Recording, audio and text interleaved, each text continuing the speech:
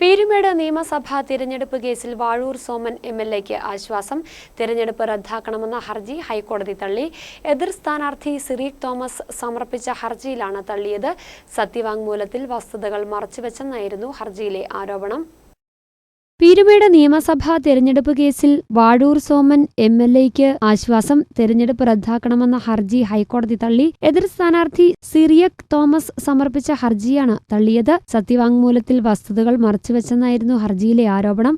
LDF സ്ഥാനാർത്ഥി വാഴൂർ സോമന്റെ 2021 പീരുമേട്ടിലെ വിജയം ചോദ്യം ചെയ്ത് UDF സ്ഥാനാർത്ഥിയായിരുന്ന സിറിയക് തോമസാണ് ഹർജി നൽകിയിരുന്നത്. വാഴൂർ സോമന്റെ തിരഞ്ഞെടുപ്പ് സത്യവാങ്മൂലം അപൂർണമെന്നായിരുന്നു ആരോപണം. എന്നാൽ സത്യവാങ്മൂലത്തിലെ വിട്ടുപോയ ഭാഗങ്ങൾ പിന്നീട് റിട്ടേണിംഗ് ഓഫീസറുടെ അനുമതിയോടെ തിരുത്തിയിരുന്നെന്നാണ് വാഴൂർ സോമൻ കോടതിയിൽ സ്വീകരിച്ച നിലപാട്. വിധി നിർഭാഗ്യകരമെന്ന് ഹർജിക്കാരൻ സിറിയക് തോമസ് പ്രതികരിച്ചു. വിധിപ്പകർപ്പ് ലഭിച്ച ശേഷം സുപ്രീംകോടതിയെ സമീപിക്കുമെന്നും അദ്ദേഹം പ്രതികരിച്ചു. ന്യൂസ് ബ്യൂറോ, രാജകുമാരി.